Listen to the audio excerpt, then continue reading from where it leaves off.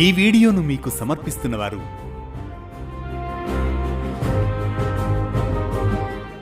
శివుడు శ్మశానవాస.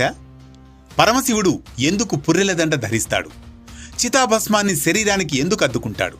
ఇది భయంకర రూపం మాత్రమేనా, లేక ఇందులో లోతైన తత్వబోధన ఉందా?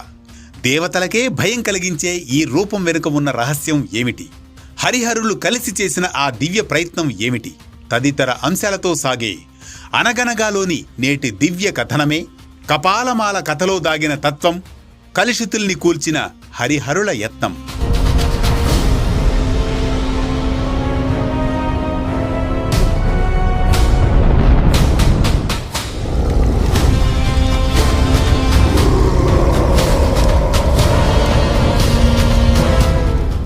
ఈ కథనం ప్రధానంగా లింగపురాణం, కూర్మపురాణం, శివ మహాపురాణంలో వివిధ సందర్భాల్లో వచ్చిన శివతత్వ వివరణల ఆధారంగా రూపుదిద్దుకుంది. అనగనగా అది త్రేతాయుగానికి ముందున్న కాలం. సృష్టి తన నిత్య నియమాలతో సాగుతూ ఉన్న, లోకాల మధ్య సమతుల్యత క్రమంగా దెబ్బతింటున్న సమయం. అసురులు తపస్సు అనే అగ్నిలో తమ శరీరాలను, మనసులను దహింపజేస్తూ దివ్య వరాలను సంపాదిస్తూ ఉన్నారు. వారి తపస్సు అంత ఘోరం.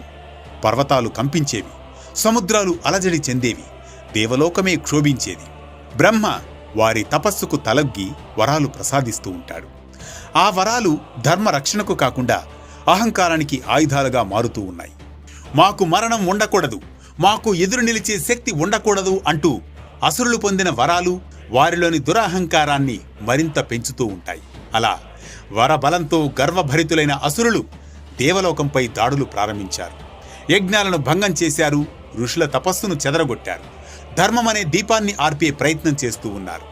దేవతలు తమ శక్తుల్ని కోల్పోతూ భయంతో వణికిపోతూ ఉంటారు. ఇలా లోకాల సమతుల్యత కదలిక చెందింది.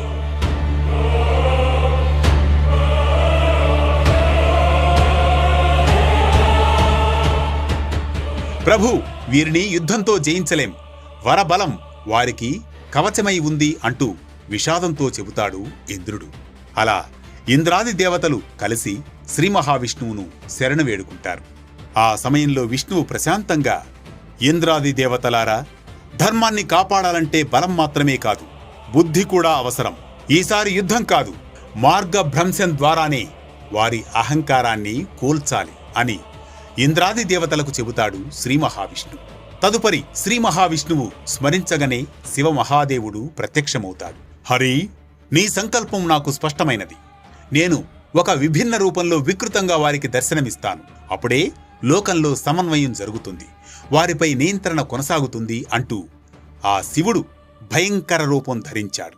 మెడలో పుర్రెలమాల, శరీరమంతా చితాభస్మం, కళ్లల్లో అగ్నిజ్వాలలు, భస్మోద్ధూలిత విగ్రహం భయంకరం భూతేశ్వరం, కపాలమాల ధరితం కాళాగ్ని సదృశ్య ప్రభం. ఆ రూపంలో శివుడు అసురుల సమూహం ముందు ప్రత్యక్షమయ్యాడు.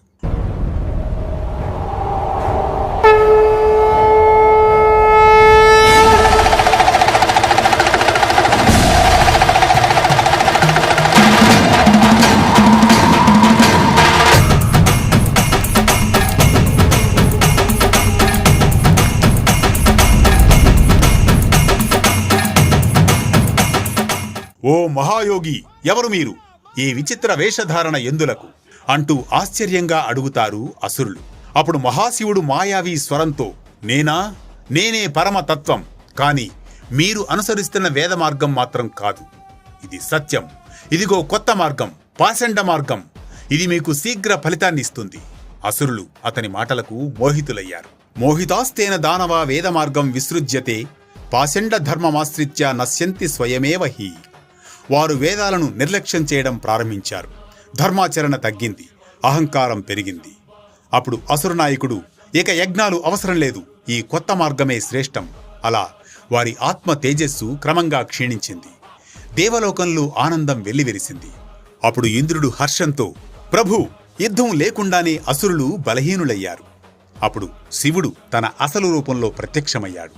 అప్పుడు ఇంద్రాది దేవతలనుద్దేశించి శివుడు, ఇది యుద్ధ విజయం కాదు, జ్ఞాన విజయం. పుర్రెలమాల అంటే జనన మరణ చక్రం, చితాభస్మం అంటే ఈ శరీరం నశ్వరమనే సత్యం. జనన మరణమాలిక జగతి నిత్యచక్రం, భస్మరూపమిదం శరీరం భ్రమమానవ. ఆ సమయంలో విష్ణువు సంతోషంతో హరా, నీ లీల అద్భుతం. అలా హరిహరులు కలిసి చేసిన ఈ ప్రయత్నం ధర్మానికి రక్షణగా నిలిచింది. అంతట దేవతలు శివుని స్తుతించారు. నమఃశివాయ శాంతాయ నమః కపాలమాలిని నమః భస్మాంగరాగాయ పాషండ మోహనాయ చ. ఆ రోజు నుండి శివుడి పుర్రెలమాల భస్మధారణ ఒక గొప్ప తత్వబోధగా మారింది.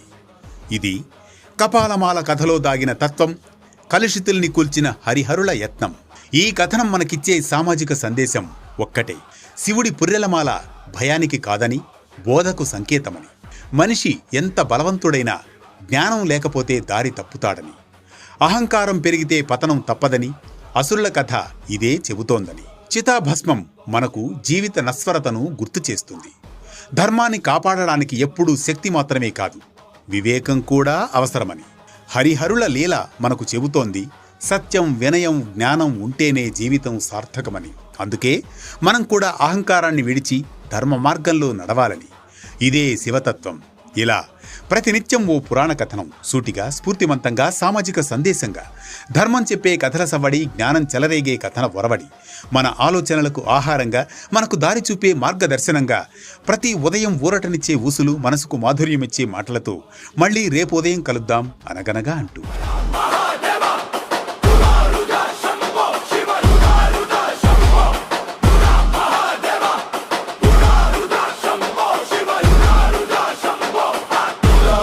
Shambho Shiva Rudaru